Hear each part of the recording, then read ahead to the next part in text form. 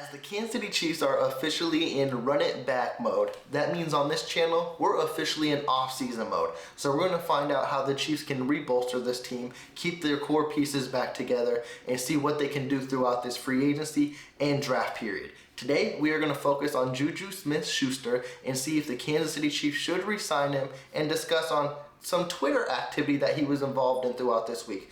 But before we get into all of that, please be sure to subscribe to the channel and like this video, as I'm going to keep you up to date on anything Kansas City Chief related that you do not want to miss out on. And without further ado, let's have some fun. Now, Chiefs Kingdom, I'm going to be real with you. This was not going to be my first initial off-season mode type of video to go into. I wanted to go recap our draft class, give them grades, and just revisit things in whole from last year before we get a full dive into this off-season. But there were some things that Juju did on Twitter that needed to be discussed, and I thought, well, since we're already here, might as well discuss if the Kansas City Chiefs should re-sign him and what his value is worth and what kind of market the Kansas City Chiefs may look at if they do explore the wide receivers. So let's get into it right away.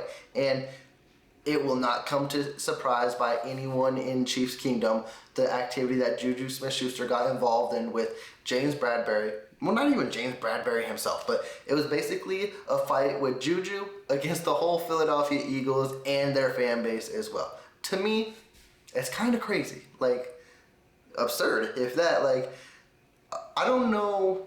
I do know. I was going to say, I don't know where it got, like, misconstrued or where people overplayed it. Now, Juju sent out a tweet, a Valentine's Day tweet, that the NFL media created of James Bradberry saying something like, I will be the one to hold you through Valentine's, something like that. Something so simple and stupid. And it is comedy, but an NFL team, they do this every year throughout the Valentine's Day type of season. Juju, I get where he thought it was funny. He reposted it and he said, Happy Valentine's Day. And it blew up like crazy, like a wildfire. Something I would have never anticipated. It's not like it is throwing shade at Bradberry, but again, it's not either because he didn't create it. Now, I would understand if people thought he created it, which probably a lot of people do think that. But he literally just saw it, reposted it, and found it funny and said Happy Valentine's Day with a heart. Like, yes, now I get it, like he's being a smartass. It is what it is at that point, like really it is. Now, I get to the people who says he should have never posted it, because I'm with you on there as well, because you know what you're kind of sticking your toes into when you get into that territory as well. And I get it, like maybe that wasn't the right thing to post in timing, specifically when Bradberry owned up to it, and also his Eagle teammates had his back and owned up to it as well. So you would think it's water under the bridge at this point, we're not going to hear about it again. But no, you heard about it from the likes of an AJ Brown come after Juju. Did Darius Slay? Yeah, I think Darius Slay made a remark, and Chauncey Gardner-Johnson as well.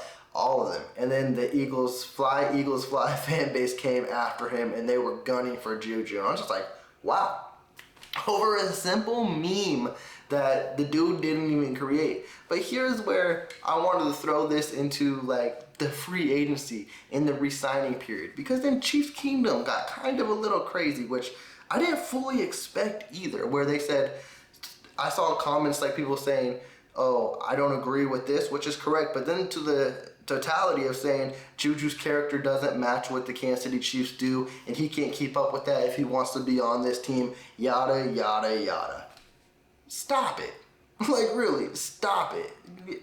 I do agree that it's not a typical thing that you would see a Kansas City Chiefs player doing, even if it wasn't extreme whatsoever. But again, it's his first year with the organization. We kind of saw something in the same similarities with Justin Reid, where he made remarks towards a Cincinnati player, and then you could tell he had a talking to with Coach Reid, and then he got his act together, and then Justin Reid ended up playing his best ball throughout the season. Juju just happened to post a meme.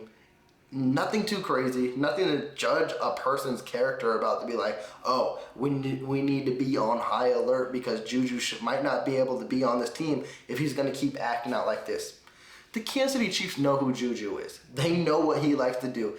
They know he loves the social media outlets. Will he probably get talked to about this? Yeah. Will it jeopardize any type of future or career with the Kansas City Chiefs?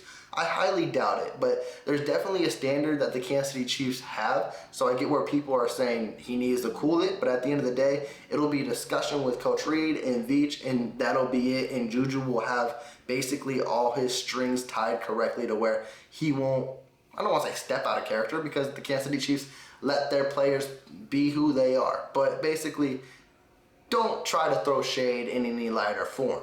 So I don't see that affecting whatsoever him coming back to the Kansas City Chiefs.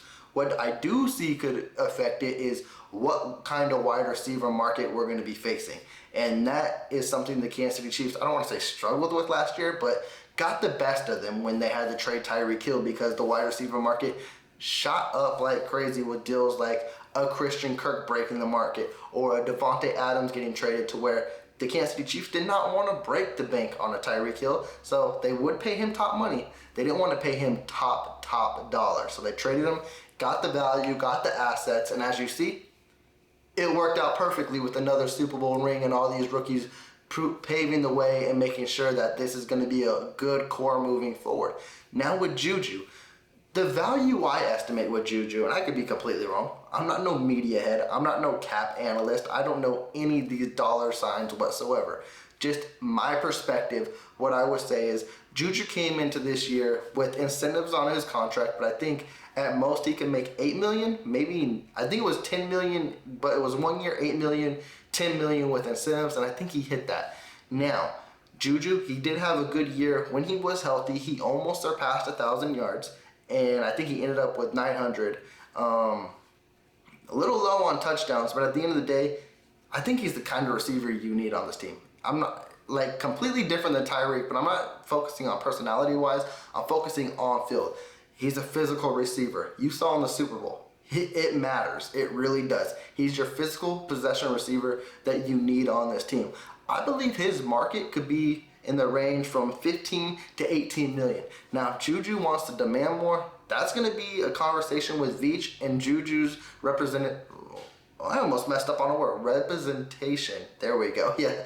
And see if they want to go past that number. But one thing we know about Brett Veach is that he won't break the bank on anyone. So if Juju thinks he can get more dollar signs, the Kansas City Chiefs will let that ride and let him walk. But I do believe Juju loves the culture. He definitely loves the atmosphere, and he loves winning Super Bowls. We saw him on the parade. We saw him, I think it was on First Things First with Nick Wright, and he had the interview, and he said, man, I love this type of feeling. So I would anticipate Juju being back, and I would anticipate it maybe being like a 2-year deal with the 3rd-year option, and I wouldn't be surprised if the yearly is around 15 to 18 mil. I think that's the sweet spot, and I know a lot of people will think that's kind of rich, but it really isn't in today's day and age where good receivers are making 20 M's plus. So if you can wrap up Juju in that type of market where he could be a solid, I don't want to say number 1, but a good solid possession receiver and a solid core receiver to where he might get you 1,000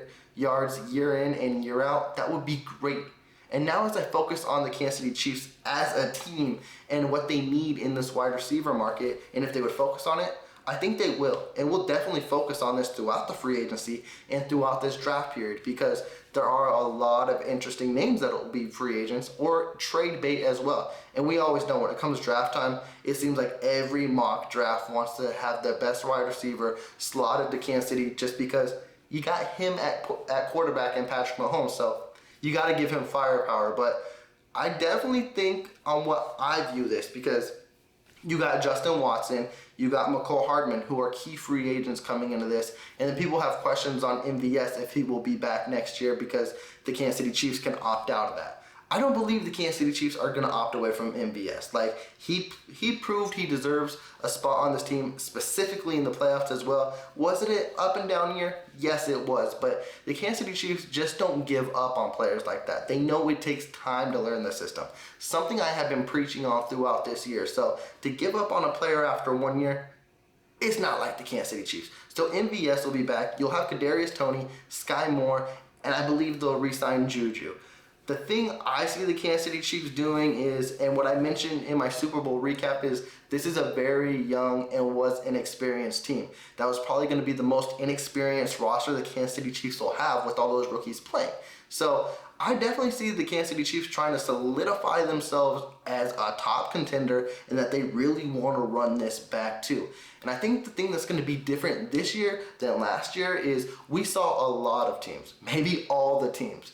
They can say it, they can believe it, but they were going after the Kansas City Chiefs. They were building teams to beat the Kansas City Chiefs. Now I view players being like, well, shit, if you can't beat them, join them. So I see a lot of people's not taking discounts, but trying to find their way to Kansas City this year. Last year, that wasn't the case in free agency. We saw a lot of players going everywhere besides Kansas City. I think that'll be a different story this year. So what I believe Kansas City will do is, I believe they'll re-sign Juju, and let's just say he's your number one wide receiver. And then your slot wide receivers, I believe, will be Sky Moore, who I believe will take leaps and bounds next year in the slot, and then Kadarius Toney basically being that McCole Hardman role. I would love to welcome McCole Hardman back, but I believe with the injuries and the skill set of the player, I believe McCole Hardman still outpriced himself in Kansas City. But also, that'll be another video I would like to discuss too, because he could be one where he could do a prove-it one-year deal with Kansas City and say, hey, let me show y'all what I have, and let me hit the free agent market next year and make my money.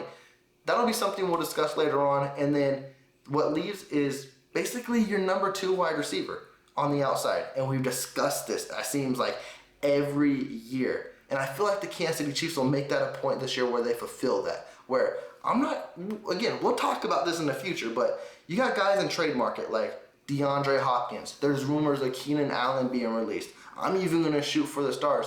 Maybe Mike Evans becomes a trade option. Just think about that. If you have your 2 outside wide receivers with the Juju and the lights of one of those 3 guys I mentioned, and then you have 2 core slot guys secured up, this offense becomes so deadly. The wide receiver market's going to be something so interesting to me moving forward, because it seems like wide receiver number 2 has been a huge question mark throughout these years, and I feel like that's something the Kansas City Chiefs want to solidify. Yes, they got one of the best, if not best, passing offenses year in and year out. But as the league years change, that means teams change and adjust. That means the Kansas City Chiefs can't stay the same, and they won't stay the same. So expect them to add firepower. And we will talk about this whole offense in full as well, because a lot of people I know will jump into the comments and be like, well, what about the right tackle position? What about the offensive line? We will get to that. I promise you. We got plenty of time to discuss. Right now, I wanted to focus on Juju, and I wanted to give you guys a little intake on what I viewed this wide receiver market might be and how the Kansas City Chiefs approach it. But with that, Chiefs Kingdom, I will close this video off. You let me know how you feel about Juju, and if the Kansas City Chiefs should resign him, at what price you would like, and how do you think the Kansas City Chiefs will attack this wide receiver market? With that, I will sign off, but please be sure to subscribe to the channel, and if you did like this video, give me that big thumbs up. I'm checking out. Y'all take care. Peace.